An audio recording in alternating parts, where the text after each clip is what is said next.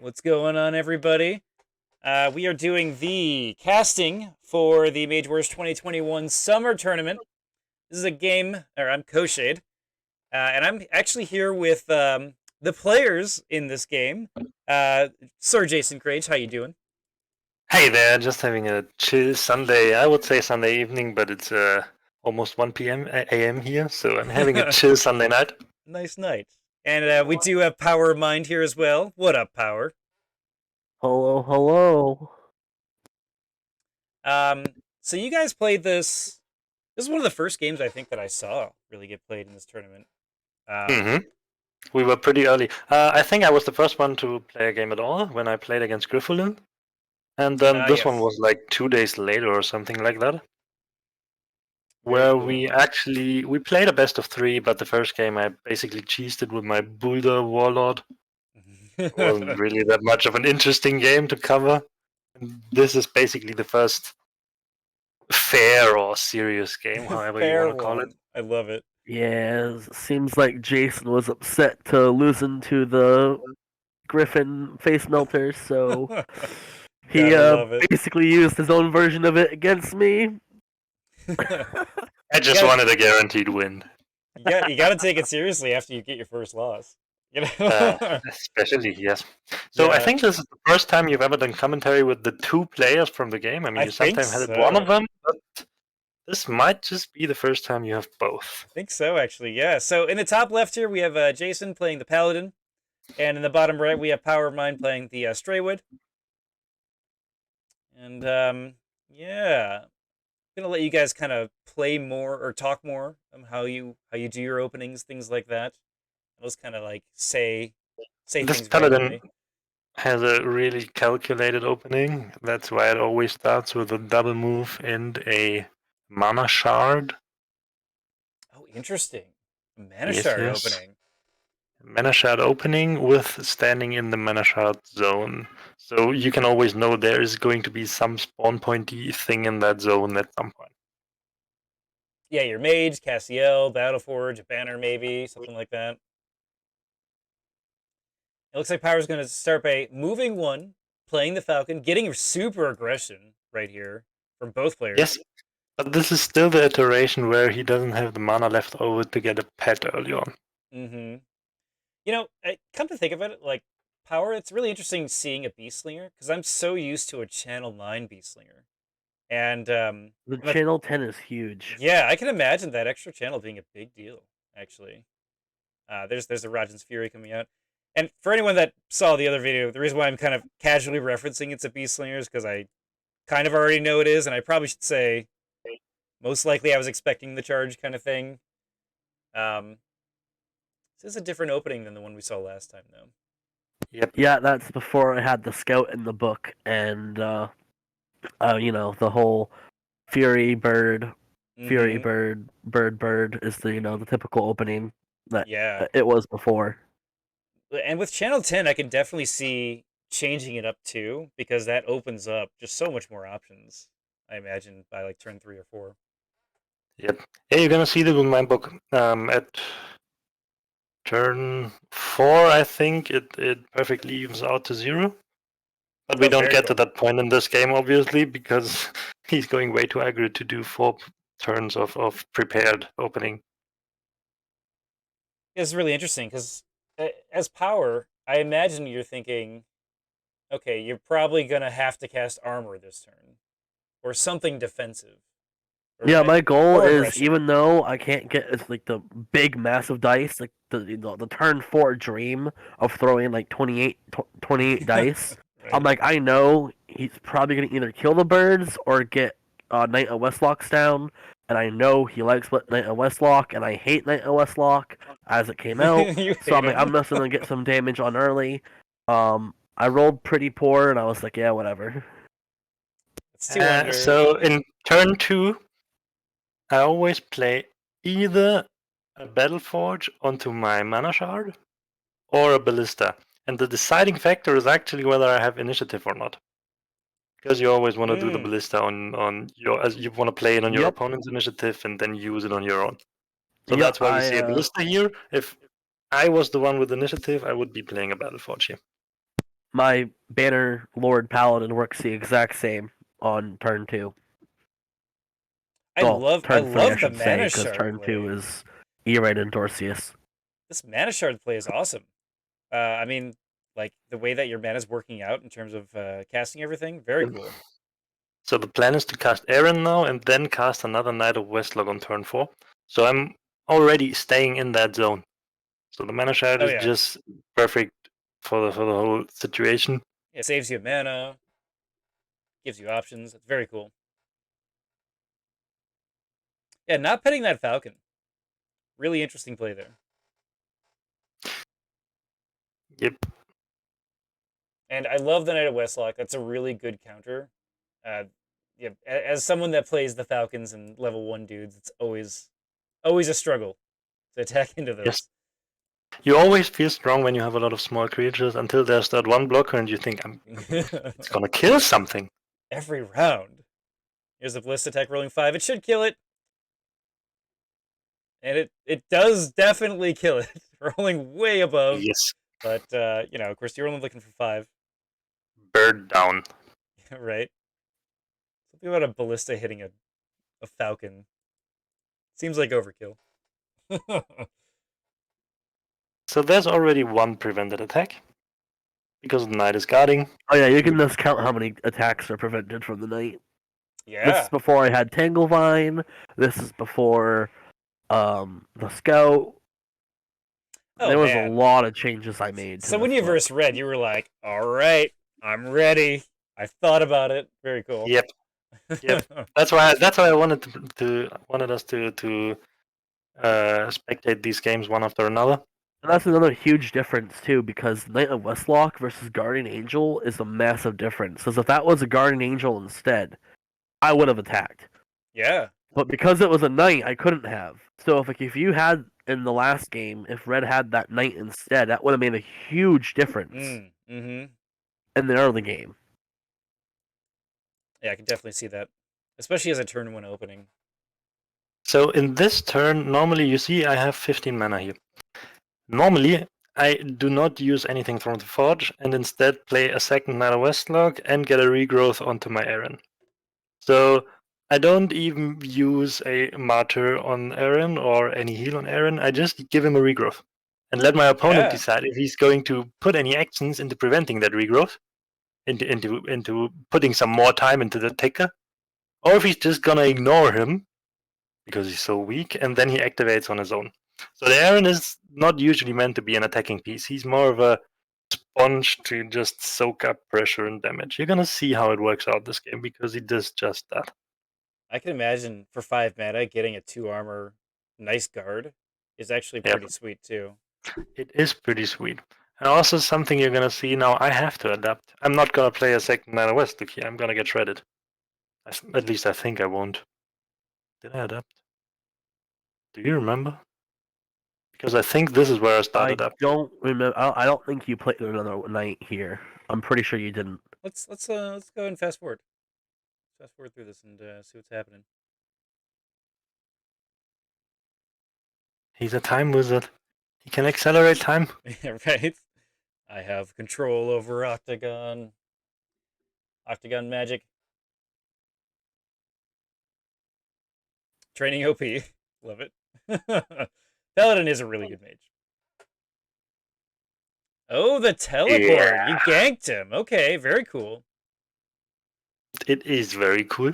So that's going to stop these guards from doing anything, and you're going to get a nice, what is that, 15 dice against him, maybe if the Beastmaster attacks, and no armor right now. You rolled 3. Oh, no. Yeah, unlike the game against Red where we both rolled on average above average, this game was very different. Since I didn't use my Forge here, I probably did prepare the second Knight of Westlock. I love the guard for the knight, so at least you can move over 1 and guard. Yeah. Then you're in that ballista zone. So many good reasons to do that. There's so many reasons to just place a guard somewhere, even if it's not the contested zone in this turn. Absolutely. Because you can teleport the guard to you, you can walk towards that guard. Yeah. And now you're safe. Now you're really The second cooking. card I had prepared there, that was the second Mana West. Look, I didn't expect the teleport gank. At least I didn't expect to get so much damage from it. Like damage that isn't just a one-off, because those birds are still there next turn. Yep. And we paid 6 mana for these, an additional 14, and you're already getting some nice dice out of it. Yep. Like, even if they die, it's not necessarily a worse thing. Oh, your My Beastmaster's gonna goals. go in. Yeah, I Yeah. want to attack him, but he got a Getting rid of the Rattle- guard. got rid of the guard. Oh, and that counter-strike is not good. Yeah. The guard with the Aaron, very cool. And then yep. I mean, So that's I'm okay with basically- that personally. That's the one thing that Aaron does. Yep. Oh, we got that nice roll. There you And go. And he Almost- stops. Shot. And he almost stops doing it right away. I love it. So at this point, I had to decide: am I just gonna give up on the Aaron and save on the 3 mana for the regrowth, or am I gonna try to power through and use him just a little bit more? Because if he gets one bad roll and doesn't kill Aaron, the regrowth may just have pulled through for him. Mm-hmm. But now it is the initiative for Jason here too, which is Yep. important. Oh, yeah. Because of the ballista. And because I can always just luminously blast something from the sky. He had a Yep. few really unlucky luminous blasts that game. Both if I of us. remember. I mean, I can spoiler it a bit. There's a lot of birds that are going to end up at 4 damage, and Aaron is going to be at 14 damage for like 3 times in this game, I think. Oh, I love it. Yeah, it was really sad. I'm gonna go ahead and just times 25 it. I feel like we're more just like talking about. So, Ooh, okay, spiked buckler, very cool. yeah, where Red Dice went for the armor, I thought this is a game where he's focusing the mage. I don't even need to guard, I need to dodge. And then maybe do a counter strike. So I preferred the spike buckler over the armor. I liked it so much that I added that into my paladin. That's a good idea. Spiked buckler's a really cool card. It has a lot of really neat advantages, especially versus the paladin shield. Oh, that ballista rolling 2 damage. That's one bird at 4. So unlucky.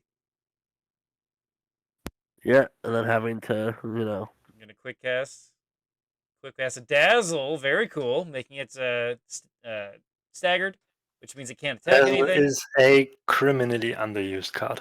Yeah, stagger is insane in this game. If you guys really don't is. know, stagger basically means that you can't attack or guard. You can still move, but against minor creatures. And it's just good against attacking things that are aggro that are 3 and above, including the mage, because it just reduces your dice by 2 per stagger. Insane value you get out of it. So my dodge does not work, but I have Aegis. Reveal Divine, very cool. He gets kind of a decent roll, a little bit subpar.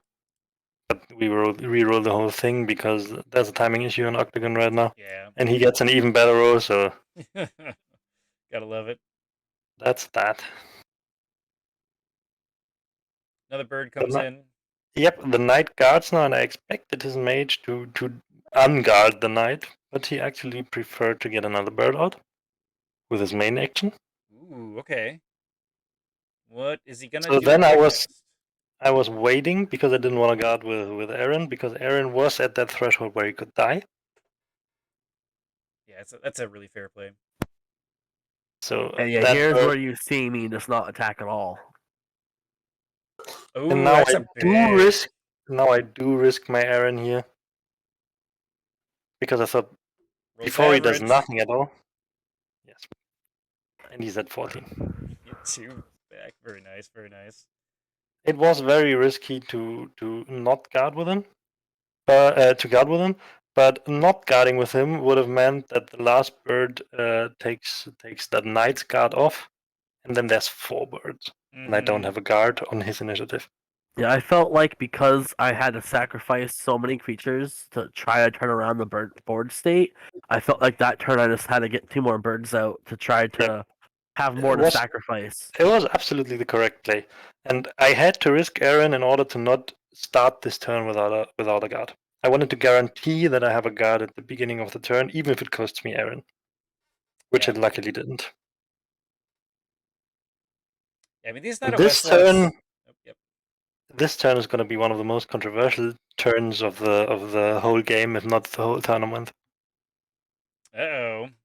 Oh, yeah. Yeah, this is the turn that I was like, oh, man. Oh, this is going to be a bad turn.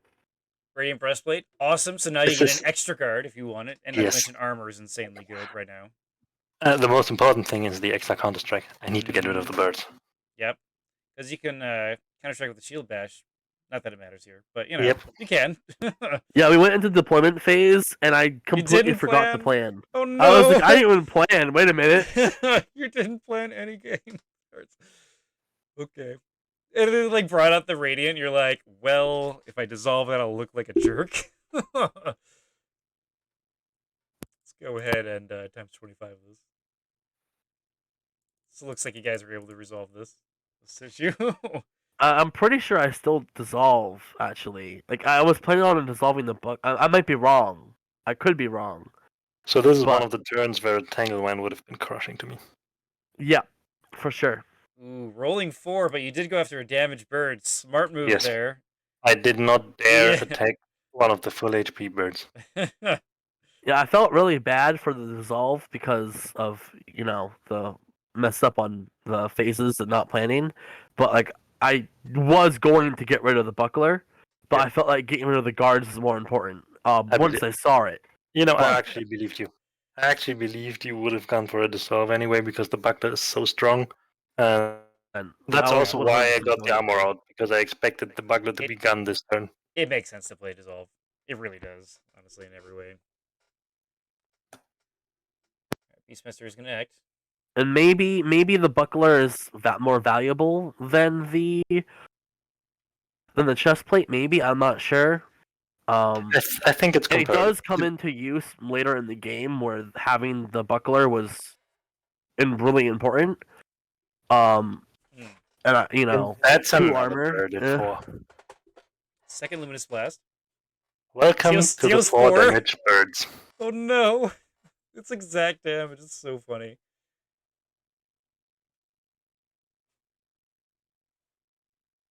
And I like the third Rajans. I wonder if you hit that knight, if that would have been better.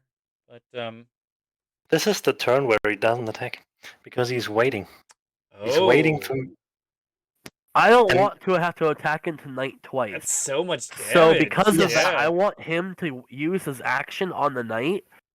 But like I just. And he also wanted to kill Aaron this turn, so he's just waiting for Aaron to hoping that he would guard on Aaron, but he didn't. Because you know, last turn I was forced to guard with Aaron, but this turn I'm not forced to. I have initiative next turn. I can go into next turn with no guard, and you've got that I even commented in the chat. And you just wasted 15 dice on the hope that Aaron guards again. And throughout the game, you will see that having the birds is still a lot of pressure. And I say it's a controversial turn, not because it was a bad turn and he made it and everyone can say it was a bad turn, but because I think there's going to be conflict and you can really debate whether that was actually the best play for that one turn. But you're gonna see through the rest of the game how much it actually influenced the game. And I want you to keep that turn in mind, and when we do the little recap at the end of the game, to make some verdict, whether you think it still was a bad turn or it actually led to a lot of pressure. Interesting. Okay, sure. I mean, I will say that a lot of times when I see like Knight of Westlocks in like a Beast Slinger kind of format, I love pulling out things like asps and stuff like that because it makes them feel a lot of pressure to kill it. But also, if they don't, then you attack and you have a chance of not losing the asp. In terms of like different plays you can do, but in terms of like not attacking this round, I mean, obviously Tanglevines are really good here because of what you're describing. If I had Tanglevine, that would have been a very different turn. Yeah. I can promise you that. Instead of the Fury, I would have Tanglevined. Yeah, I could see that. Fury. Okay. Yeah, the leather boots are going to prove very valuable this turn. I mean, you need armor. You have Aegis. You might as well get a little bit of armor because it's stopping potentially 4 or 5 damage. And the heal comes out. Very nice. Yes, this is something I don't usually do, but I knew that a poison blood is a possibility, and I needed to get the damage down while I still could, and while I still had something on the board that could actually capitalize on the time I'm buying right now, which Yeah. is the ballista, which is the knight, which is the forge. Yeah. So Usually yeah, when the ballista doesn't really pull its weight this game. That's a Jeez. 1 damage tag, and that's a dazzle that doesn't kill the bird, but at least gives it a stagger. Is the dazzle coming So out? I've used 3 actions and not killed a single bird. Such a big deal. Oh, you're gonna do the Wall of Thorns trick. Very cool play. Mhm. Okay. So now you're gonna get all these dice. They can't move through It's the not a lot of guard. dice. With Yeah, Aegis and an unfortunately. armor, it's not a lot of damage. I just mean the Falcons attacking in, but you know. Yes, that is a lot of dice, and that's basically his version of a Tangleman. Oh wow, Just these are actually pushing me doing out. way more damage than I thought they would. Huh. I mean, he got 2 crit dice. Yeah, because of his Aegis too. Aegis Yeah. and the 1 armor. It's I think I do 5 damage in total, maybe. I don't remember. That's what I mean. It's It won't actually show it pretty in a good. moment. It's actually pretty 5 good in terms of. 5 would be way too good. You had 2 blanks and 1 normal damage, so it was at most 4. Well, you did But I 2 think it was crit. 3. You did 2 crit, and Yeah, the last one was 2 then crit and the another 2 first one. crit. So Yeah, it's 4. that's Yes, I did 4 in terms of damage. rolling, it was really good. You know. Yeah. You did do the defense, which did succeed. Very nice. Very nice. Yep. So now there's a counter strike onto the bird. This could be a dead bird here. Most likely. There it is. Yeah, and the rest, I mean, I'm for the rest of the turn, I'm completely defenseless. Those 3 birds are going to charge into me, except for the one that's staggered. Look at 18 dice total, 1 armor Aegis, so making it 15. I could walk through the wall of thorns, but for those people who aren't intimately familiar with how the wall of thorns actually interacts with non-mages, no matter what walks through the wall of thorns, it's a full action, so I can't even guard afterwards. Yeah. I mean, walking through wouldn't have been terrible, I guess. But then again, if you just guard, you could just kill most of these guys right now.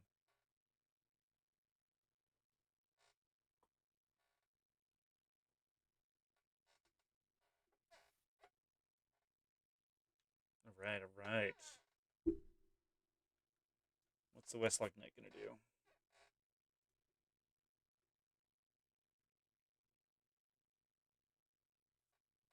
Yeah, killing the wall. Really good choice here. Gonna not kill the wall, that's the problem. Rolling, under average. Damn, you were rolling really badly in this, Jason. And this was the point where I got really scared.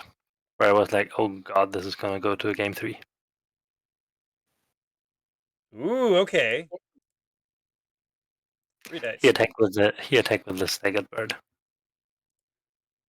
That's not. Yep, that's not allowed. So he can move into the zone if he wanted, but he can't do anything else. Yep.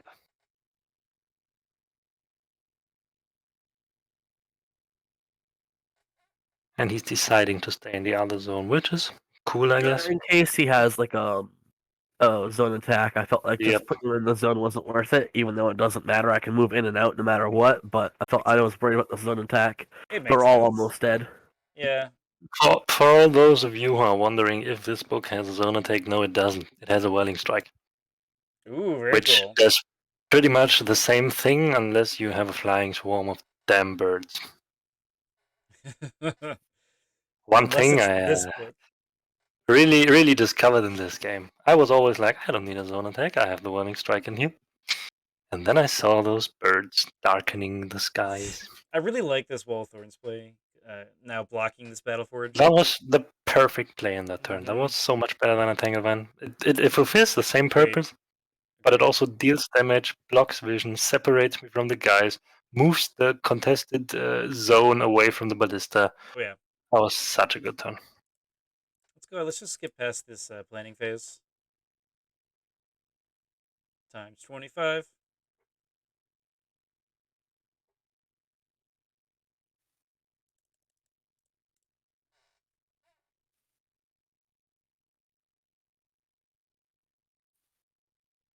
Yeah, that was a really good heal on the last turn, and doing another heal now. This is the really good way to Yes. play.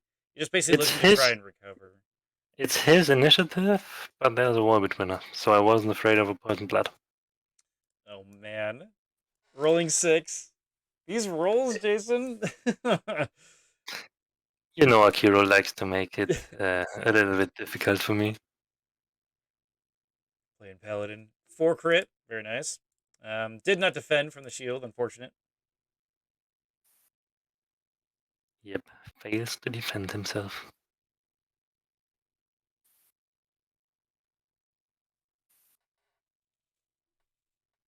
Yeah, I wanted to pass, and then I noticed I couldn't. The Dazzle killing the bird. Very Yep. cool. Didn't move, though. Because I want to stay in the theoretical fort range if I'm killing the wall.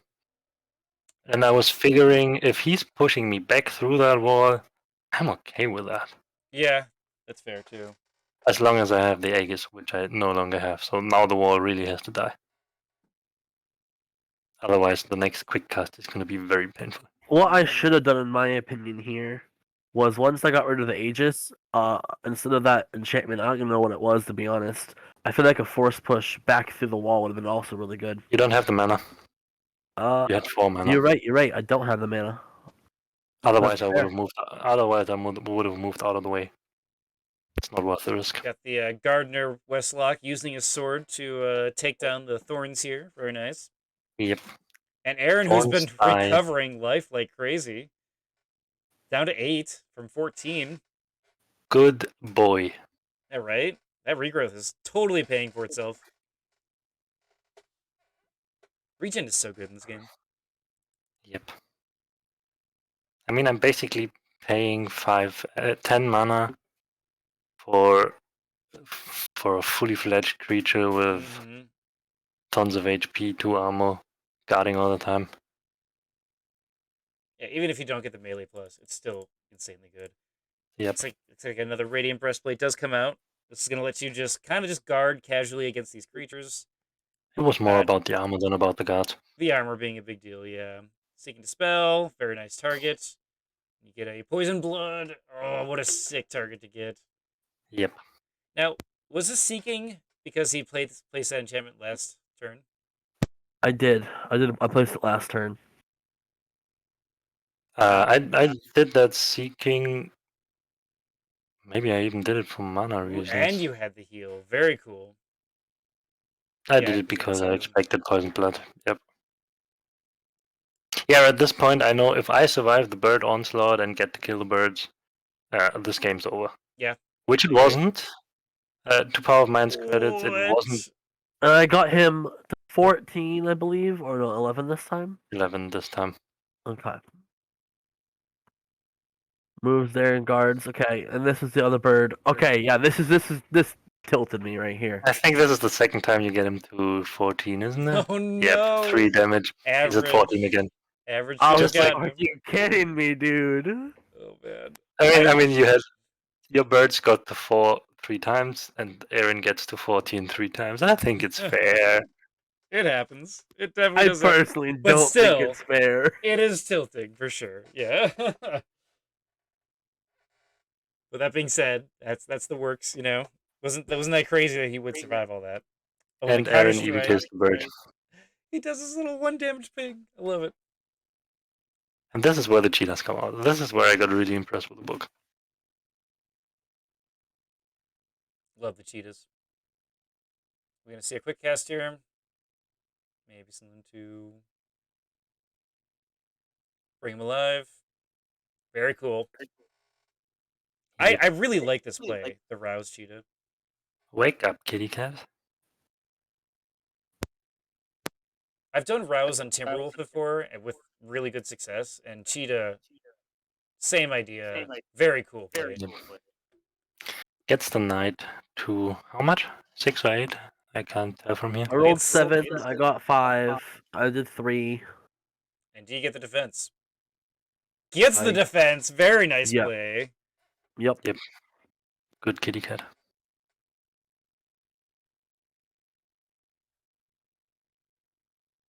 Nine up is pretty unlikely. From the sheet. Yeah, he was talking about the slam. Oh yeah, right. Get that slam. Didn't get this time though. So yeah, we can go times 25. Oh yeah. Once more.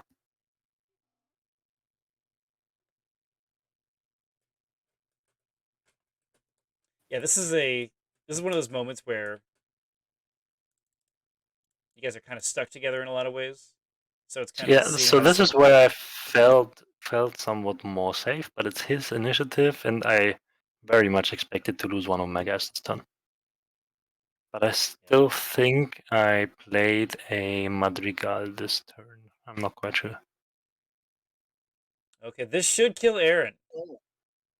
I need Aaron to die. He should have died last turn. I'm like, I need him to die. So yes, he does die. Spending 4 mana, totally worth it to kill Aaron there. The Dazzle play, looking for 1 damage, gets it, kills the bird. Very nice play too. Yep. Those little pings. Had the cheetah not been in our zone, I would have used the dazzle on him because he's minor now. So the stagger absolutely disables him. And it's unavoidable, so it even circumvents the defense. Yep. Do you run the light ring at all? I have it, yeah. Have you used it with Dazzle before? Of course I have. Okay, just wondering. It obviously there's not a good chance here. Doubles the power, but this game was not a game where I have time for the ring. Yeah, that ring is hard to get sometimes. I also haven't used the challenge yet, and I don't have a single valor. You know how I play my Paladin. That is not the usual way I play it. So it's an aggressive play. Power ring at Slavborg. Tried. You don't need to. I just told you because I like to point out cultural differences and linguistic differences. Didn't tell you because I expect you to actually use knowledge. I know. So this is where I shift gears. So up until now, it was always like my creatures protect me. That's also why I let Aaron die. I mean, there was a chance for me to protect Aaron here, or at least last turn, not this turn.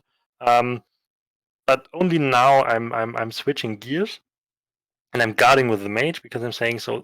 From now on, the mage is soaking the damage, and the knight is the one I'm trying to protect. Yeah. Looks like this she's gonna take some damage here. Now that he's used his defense, knight's gonna go in and deal more damage. This is a really smart play. Yep.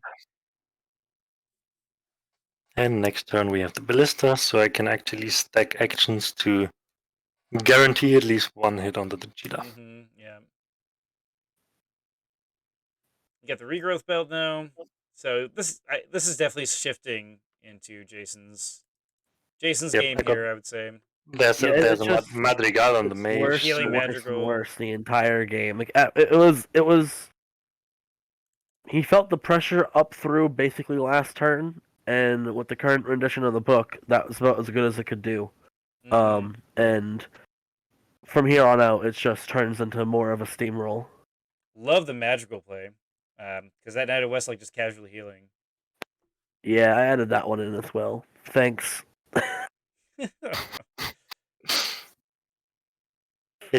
I was like, how do I protect my Dorcius and Eren Bannerlord better? I was like, yeah, that enchantment is insane. It's really good. I was like, I'm gonna casually steal that one too. Yeah, the fact that it's guaranteed healing is insane for it. So this is one reason why I like to play the Siren with 2 crocodiles, because her Madrigals last for 6 turns instead of 3. That is so crucial. Looks like Cheetah tries to defend himself. You roll 3 dice against it, gets nothing, but he does use his Cheetah defense now, so you're gonna blast it. Gets 6 dice, rolls 2 normal. Oh, Yep. God. It's unfortunate, but you do have a ballista attack, which you can't I defend do against. have a ballista to add on to it. Yeah, it was So lucky funny. for me because of the fact that that meant that Silverg didn't take a lot of damage. I was worried that he would die, or not die, but get hit by the ballista.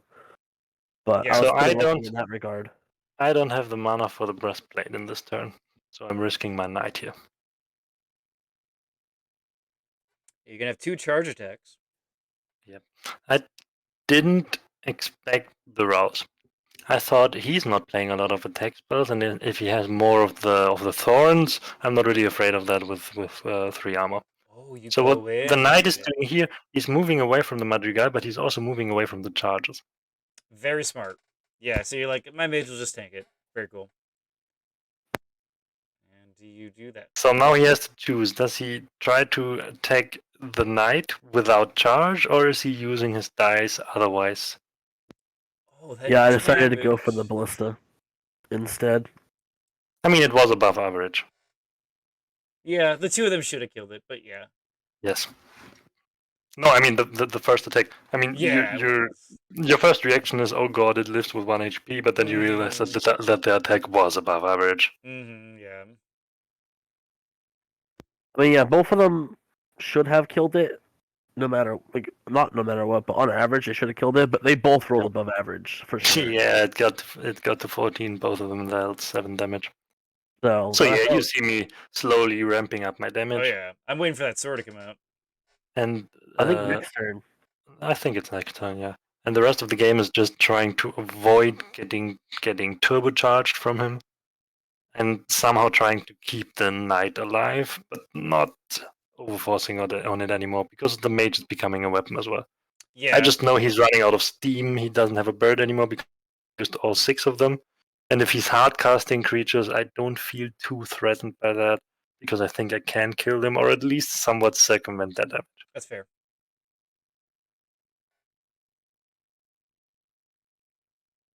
Would love to see more pets too out of this Straywood.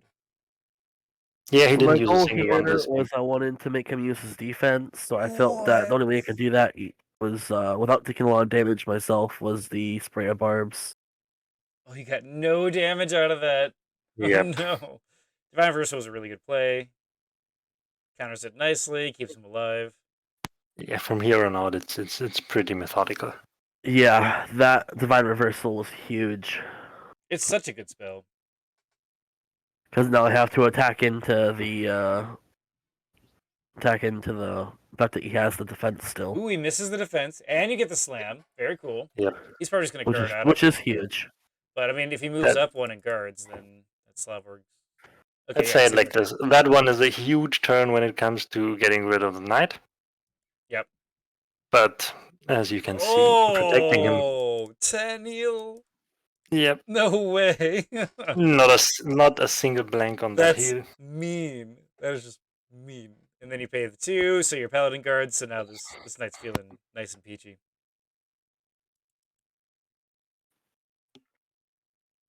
So what do you hit with? I mean, even if I don't get a 10 here, I still have the Madrigal on me. Yeah, exactly. And so you probably which is still gonna see some use, because Slaver can come in and hit the knight. Look at this counter attack. Are you kidding Yep. me? Yep. That's crazy. That's how I felt. Good guard. I was like, what? I just wanted to kill the.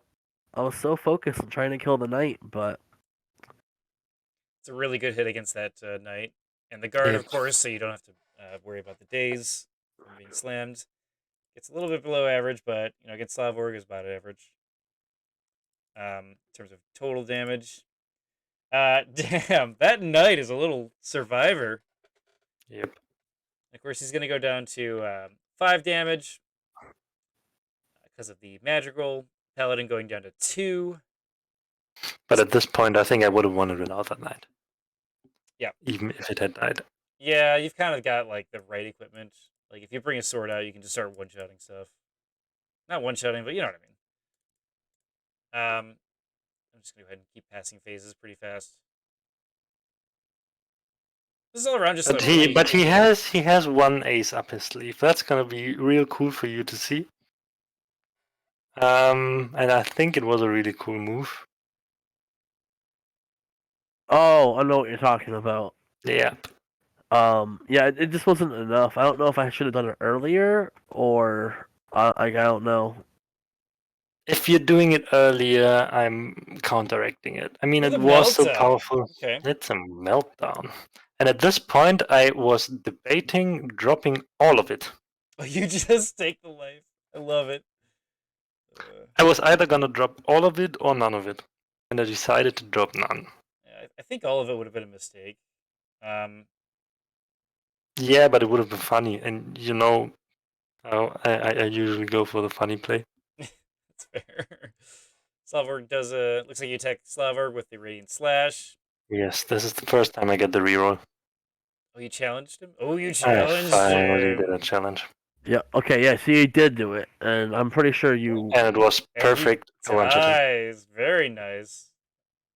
Yep. I would have loved to have a Signet ring on me at that time, but I barely even got the light ring out. Yeah, I mean, you get a Valor out of it, at least for I attacking get the two. strongest. But One for the sword and one for the that's right. That's right. strongest. The sword. Yeah. Don't you also get one for it being the strongest creature? Shouldn't you have gotten 3? No, I got one for attacking the strongest creature Mm-hmm. and one for dealing 5 damage with the sword. You see, Okay. this is what I'm talking about with changing gears. I'm even using martyrs, Yeah, Martyrs is which a is really interesting play. something I rarely do, but at this point I'm like, okay, the knight is so valuable. Mm-hmm. The protection and the actions I gain from that knight are worth getting 5 damage onto my paladin, especially since the paladin is so tanky right now. It has a dodge, it has 3 armor, it has regeneration. Yeah, I think saving all the equipment for Meltdown, I do think that was probably the right play, just because all of this is so like perfect combination kind of thing. Yep. Really like the Martyrs here, because I mean, yeah, you're right. Thinking about him as now he's just a 5-die attack spell every round you're getting, and if he soaks up damage, even better. Really like it. Bitterwood Fox, very cool. Yeah, it's another good charging creature. It's like a bird without wings. Mm-hmm. Did you mean to reveal the book? Nope, did not. My bad. It doesn't matter. You know I change my books for every matchup. Oh, you're gonna move back with Pharaoh's Cheetah. Okay, you just want that charge. I guess it makes sense because it ends up being about it's more He's also dice. trying to Dice. get some new foothold. Force me to walk out of the forge zone.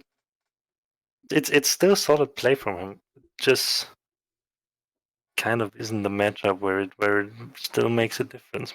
But you're gonna see what he does next, and it's so cool actually. Ooh, okay. I'm gonna fast forward. I mean, you're also gonna see that It I'm wasn't completely. enough, but yeah. You're also gonna see that I'm completely ignoring it, but it's still a very cool play. All right, I'm Temper happy Folds. that he Okay. cast another equipment. That's your Oh, hint. we see another meltdown here. The double meltdown. You're gonna see something better than that. Ooh. Double? Okay. That's rookie numbers.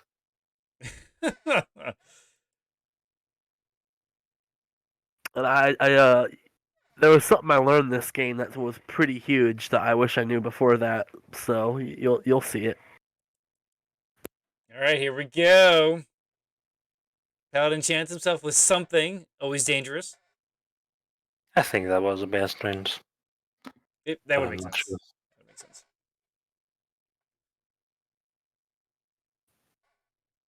Okay, and chants to be Beastmaster with himself. Yep, Okay. that was a very integral part of what he's doing. Okay, you're gonna go after the fox. It makes sense because you can one-shot it, which you I was just absolutely gonna say, it's do. a very good chance to 8 one-shot it. damage. Are you kidding me? It makes sense to one-shot him though. Regardless, you Yep. probably would have gotten him. Because there's still 3 Radiant Fury out here. Yeah. He has a lot of support for a I small did guy. this Ah, here, which the was secret unfortunate. play of disconnecting. Yep.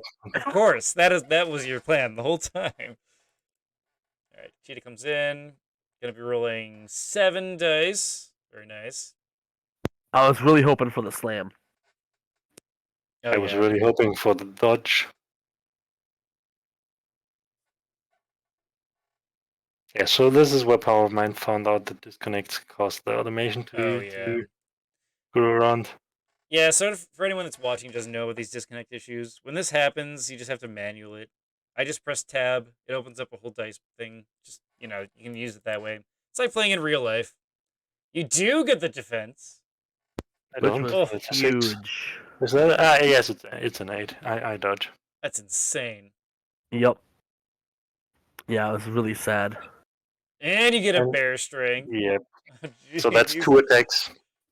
That's going to be 6 dice. Piercing 1 against a 1 armor creature.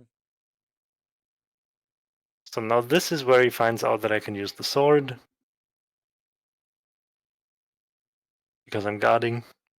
Oh, Yeah, you I are thought guarding. you- Yeah, you're right. I Okay. was like, I'm gonna Yep. save the defense for the sword, and I was like, but you No. counter strike from the shield. Oh wait, you were guarding before that, so Yeah. you had just. It wasn't just the shield that had the counter strike. Mhm. You had the counter strike. Yeah. Oh yeah, I'm gonna defend. Very cool. And then Oh, you're he going to one-shot it. missed the defense. I don't think he gets one-shotted, but I have 2 attacks. Yeah, right. So that's that. Yeah, I suppose you Cheetah really- is gone this turn, for sure. I think. Someone's about to gain a valor here. Or 2. That's just Yeah. 4, So 5, 6, so when 7, he 8. tried to attack me, there's no attacks detected, and when I tried to attack him, it detected the attack, but it didn't want to. It just didn't roll it. So yeah, that's again. I'm attacking the strongest, and I'm attacking with the sword and dealing 5. So that's 4 more valor. 2 more valor.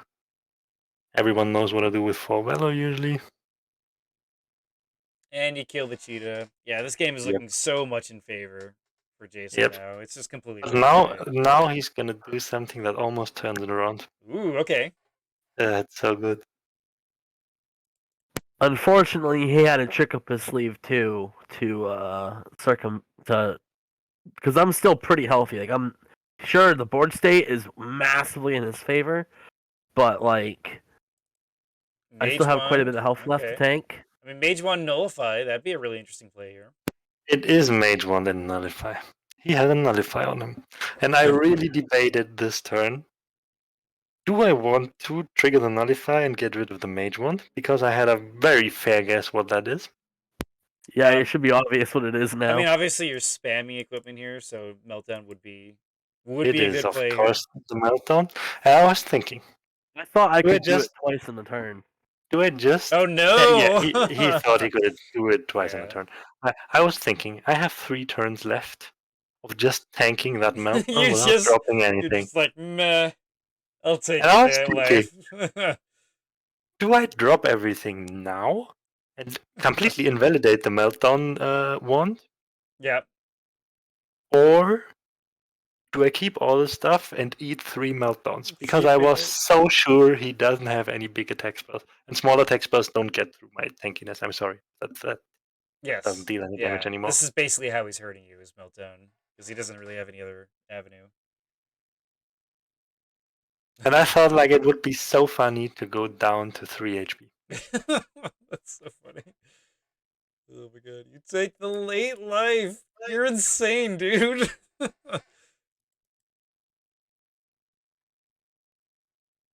Yeah, I had one more cheetah in arouse, I believe, so I was hoping to get him down low enough and then just try to use the cheetah as the attack spell. Alright, you're attacking the strongest, and you're buffing it with 1 valor, so you're gonna net 1 valor, assuming you get 5 damage, which you do. There is no armor unless we see. No, this is probably nullify. What am I saying? Yeah, it's You get the 7 damage.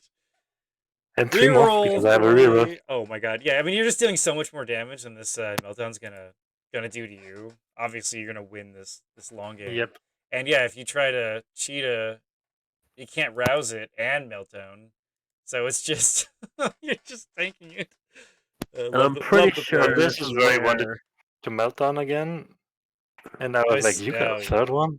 That's not how that works. This is where he found out that the Spellbind doesn't work twice in a turn. The And here, weapon strike. yes. You know I love it. This is such a cool play. So you don't get the melee bonuses, but he is going to get a 4-die. I did and the Valor again. He's also getting a burn because I used another Valor on the sword. That you can do. You do get the damage, so you do. Is it once per run? No, you can get this. You could get 2 Valor again, I think. Well, no, you get 1 Valor back. Very cool. Yes. You put him up to 31. Holy cow, how much damage did you do to him this round? And I still have the Knight. Do you have a third one? Uh-oh.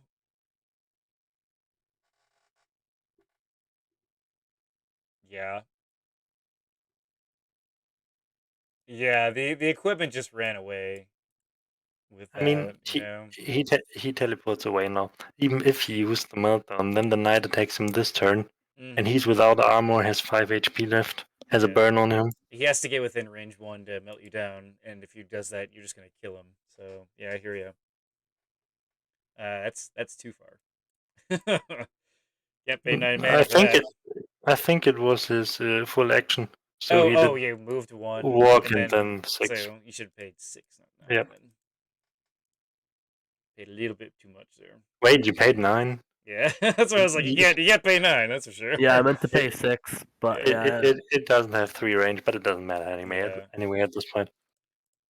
You can see I could still take 2 more meltdowns before I have to drop any equipment and you take 1 melt. Hey, the burn does a damage. You regenerate. Yep. Yeah, I mean meltdown is just pretty much when the game is lost. That spell isn't gonna. It's not gonna save you. It's not that kind of card. You do enchant yourself with something. Okay, double enchant. Oh no, a fox. Very cool.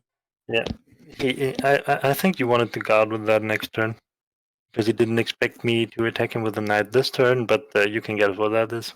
Yeah. Oh, the ballad coming out. You see a lot of ballad being used in our games in this group. I love ballad. Block, very cool block. I love this play. Yeah, but I have initiative next time. Oh yeah, yeah. This is over next turn. Quite unfortunate. I did not expect the ballad coming out. There's nothing you do. I mean, Mage 1 Meltdown is a proper play, but it's just so far gone. It's not going to save you, basically. So. Yeah, maybe if it was like 2 turns earlier, maybe, but I don't know. But at that point in time, Jason could have dropped stuff, and it would have been a different game. I mean, if he dropped stuff, then I feel like I could have maybe gotten a foothold back in or something. I don't know. I feel like with that book version, I think I lost no matter what. That turn where I attacked with the reroll and then did the double attack afterwards, that was GG. Yeah, I don't agree. think there's a way back after that. I mean, you dealt what, like 19 damage? 9 to 31 in 1 turn. Yeah. Okay, you're gonna enchant the Knight. Very interesting. Agony. Okay, well, at least he's gonna get the charge now. Agony is not enough. And the focus strike, very nice. Yeah, I wasn't gonna get blocked one more time. Mm-hmm. Sure as hell not. This is one of those incantations that if you don't know, like focus strike is insanely good. I mean, as someone who uses smite, that's like small smite. Yeah, right. Absolutely. Of course, I got it in here. Well done. What up, Shark? Good to see you back. He rolls absolute shite, by the way, but it's still just perfectly enough. You only needed 3s, so yeah. I mean, I like the meltdown play. It's supposed to counter builds that rely heavily on equipment, but it doesn't win you every game that it does. Obviously, it's kind of like how purging doesn't always do that, that sort of thing. So the current book, I actually dropped the meltdowns completely because I felt like just focusing on getting piercing in other ways, it would just be better. That's what I did. I'm glad you came to that conclusion because most players that play Meltdown realize they don't want to. Because at first it seems like such a good idea, but after a while you're like, the spellbook points just add up. There are certainly games that, like, if it was opposite, like if it was, I have to do a couple of damage. That's 5 spellbook points for a Beastmaster. Yes, it is. For sure. I had 10 spellbook points in just Meltdown. Yep. And if you include the mage wand, you can make it so you can stick it 14 points for the meltdown play. it's just not worth it, you know, for the Straywood. Like, if you're a warlord, a warlock, or elementalist, I could see it, but you know, out of school, I don't know. Like there have certainly been times that Meltdown is a good play, Yeah, but I feel like most of the time, other things. Again, I think it's only really a good play in the form of I almost have you dead, and a Meltdown would solidify my victory. yeah, I agree with that. I don't. I think that's the only time that I feel like currently it's useful. I think most of the time, other routes will always be better for the most part. Yeah. I gotta say this Beast Slinger that you played, this is very similar to the way that I'm used to playing it. There's obviously things I would do differently and stuff like that, but like, it's interesting seeing you use it with the Channel 10 because I'm like looking at your opening moves and I'm like, oh, you can do more, more than I thought you could, and then watching how you've evolved it in your next game, which is on YouTube by the way. It's Power versus Red. It's so cool. And Power, I really love seeing what you're doing with a Beastmaster because it's a super unique one, you know, a layerless one. So cool to watch. Yep. And I'm actually really happy that I faced Jason first because I feel like if I faced Red first and got this like the knowledge I needed to improve the book the way I did, which I probably wouldn't have, um, Mm-hmm. if I went into Jason with the improved book, I still don't think I could have beat Jason personally. It would have So been I'm happy that tough. I faced Jason first. I love it.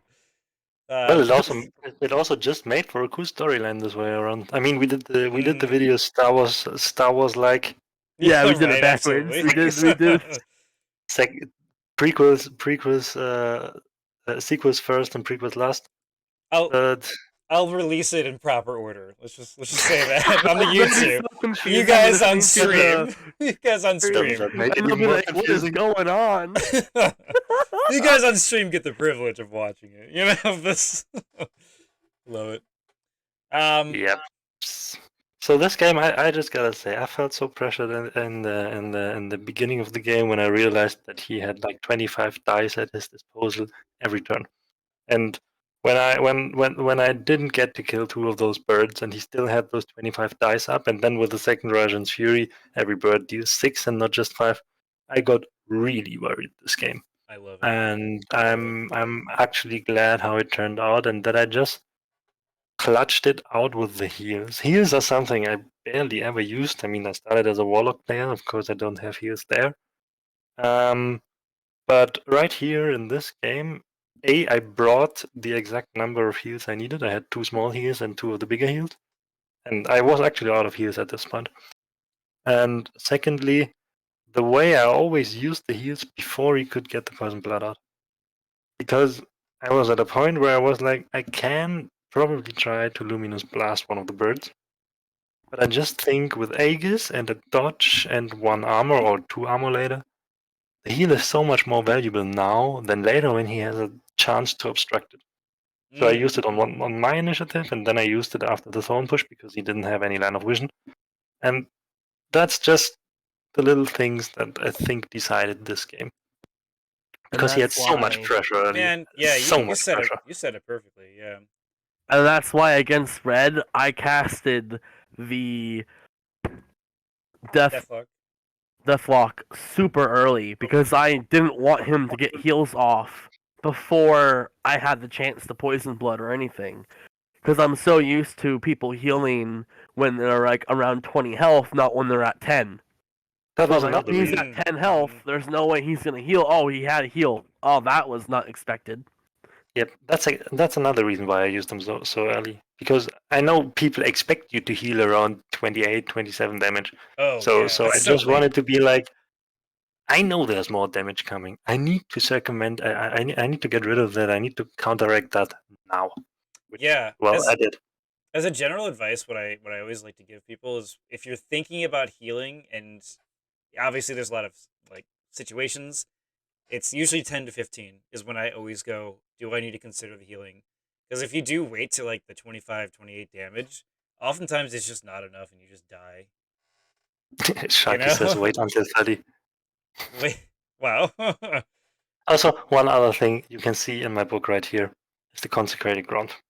Oh, yes. Look at the consecrated ground, and then think of the times those birds were at for. Oh yeah, Consecrated Ground is I such a good never spell. used it. Oh man, Consecrated Because, is such a good spell. yeah, but I was thinking, if I use the consecrated ground instead of one of those heals, that's a turn where I end up at like 26 damage. Because every time I used one of those heals, I ended up back around like 16 damage or something like that, or 18 damage. So without that heal, it gets really dangerous. And I always thought the consecrated ground does nothing for my mage. Yeah, it might just kill one of the birds, but he can move out of the zone. He I would have to did. save that until the end, and I never quite got to play it. I'm sure if you analyze the game, there is at least one or two actions that I could have substituted for a consecrated ground to have a real swing on the game. But yeah, that felt so frustrating to always see that in my book and think, man, I should have. If I had played that 2 turns ago, this would be over. Well, how many birds were at 4 damage? You know what I mean? I mean, Like crazy. three or four of them. Yeah, There's it's a crazy. total of 4 birds that were at 4 damage overall, and I got Aaron did 14. the same thing. Yeah. Aaron went 14 3 times. Okay, I love Lifelink, and I'm so glad you have it in here because sometimes I feel like the only one that plays Lifelink. So Lifelink is ridiculously good. it's so good. Yes. And obviously not every this- single game, but damn, I love the spell. And it's especially good in those. This was a game where there was pressure. There was pressure on the mage. I was Yeah. clearly defending the mage. He was clearly attacking the mage. That's not a game for the lifelink. No. But there's a lot of games where you just know your opponent's book is not built to kill the mage. It's built to get control. It's built to kill creatures. And then lifelink on Aaron when he has a regeneration anyway. Yes. That's 5 here per turn. You are speaking the truth. Yes. And then So we have the healing mat as well. That makes it 7. Yep. Like, I find that Lifelink sways so many of my games, especially on Aaron, that it's kind of crazy for the exact points you made. Yep. I hope you don't mind me looking through your book. I think you said it was okay. No. Go ahead. As I said, most of my books change from game to game, so there's really no harm. Ooh, the Holy Yeah. Strikes. Very Holy cool. I feel like I I'm in the minority. I generally just like the strikes, even without abusing Bloodthirst. I love what we did to the strikes. Yeah, the strikes. I would have hated if we released them as they were, because they would have just been pointless. From the other side, Shark says, "I love that Lifelink puts damage on the mage." Yeah, obviously there's a time to play it, you know. Time not to Always play it against Shark. Always. That's basically the lesson that we are learning right now, right? That's what I heard. Right. Also, the Paladin's Cloak. I think I just love the flavor. I mean, you all know I played the Paladin to actually play like a Paladin. And the Paladin's Cloak, it allows me to get Valor somehow. I finally have a book where I play around knights, so there's a chance for me to heal 4 damage.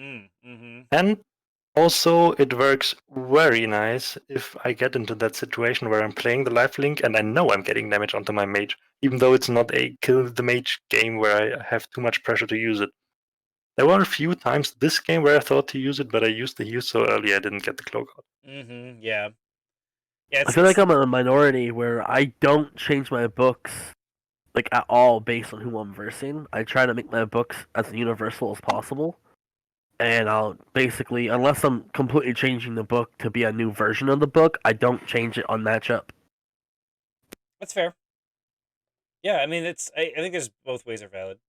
I mean, obviously Jason's been around the circuit for a long time, so when he knows a player, I feel like there's like a sort of meta. Like I know when I verse Shark, for instance, I'm gonna play or think about, my game differently than if I verse Keijin or something like that. You know what I mean?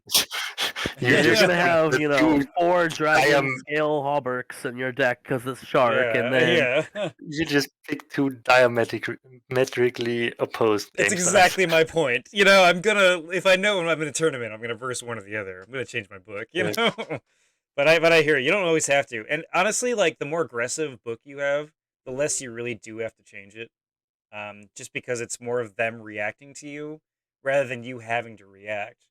And that doesn't always mean it's good or bad. It's just how strategy games work. Yep. So yeah, what did you think about that turn where he didn't use the bird? I told you this question is coming. Ooh, yes. I mean, it's fair to say he would have traded 3 birds to kill the knight and Aaron. That's what was in the air. The dice can So- always be fickle, but that's what was kind of hanging in the air.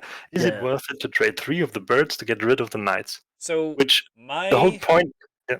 my general philosophy about the Beastslinger is it's not about preserving your creatures to last a long time.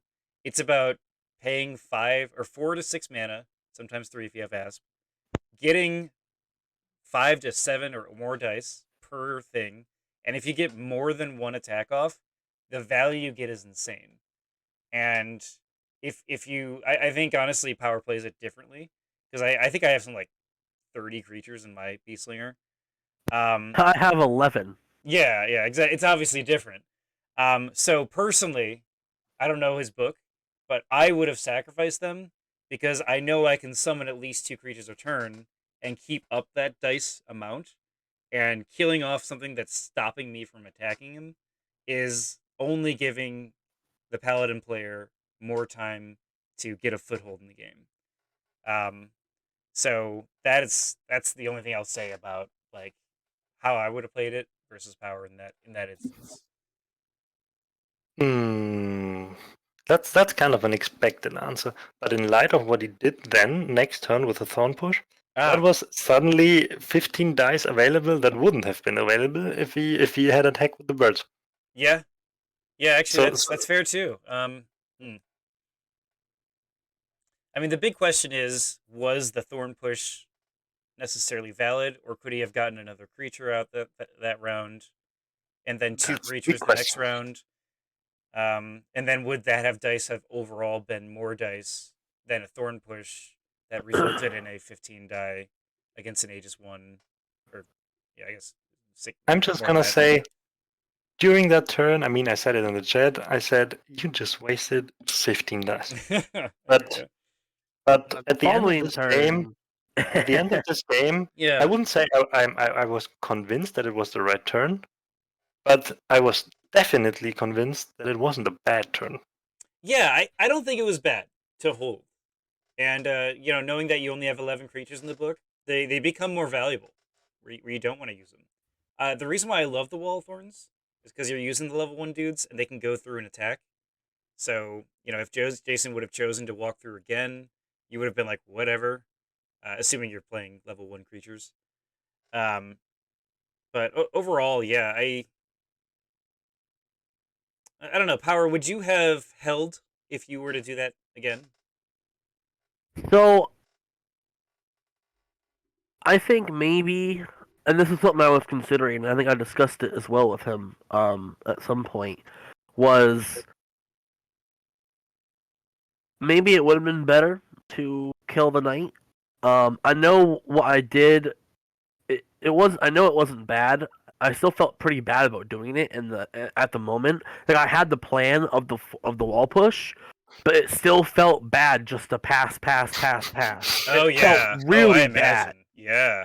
I was like, oh my god, I can't believe I'm doing this. But I really think that at the moment, with what I can think, this is the best option. Now, maybe if I prepped differently, if I thought ahead a little bit longer, maybe I could have been okay. I'm gonna use all the birds I can. I need to kill this knight. Maybe I just cast a cheetah instead, and maybe I pet it and like pet cheetah instead, or even a cheetah and a rouse the beast, and just done something like that. Because at that point, I had no more birds. I was all out of birds. So maybe it would have been better to just be like, all right, I'm gonna start casting cheetah after cheetah after cheetah, just to try to overwhelm the board and hope that all my birds will kill this knight, even if I sacrifice the birds. Yeah. I still have the cheetah rampage going on as well.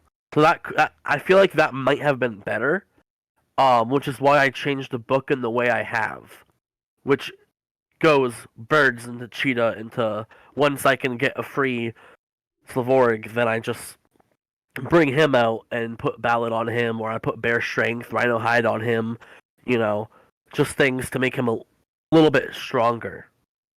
Very cool. Because if I can Yeah. cast him for almost nothing, then I don't care about putting resources onto him, because if that's the resources is basically what I'm casting him for, and at that point I don't care. So we can conclusively say it probably wasn't a bad turn, but it still prompted you to rethink your game plan around giving yourself the option to sacrifice the birds. Because you felt you didn't have that option against me, and when you tweaked the book, and in the game against Red Dice, you obviously had the option to sacrifice them and did. Oh yeah, 100%. I was like, just kill it. Yep.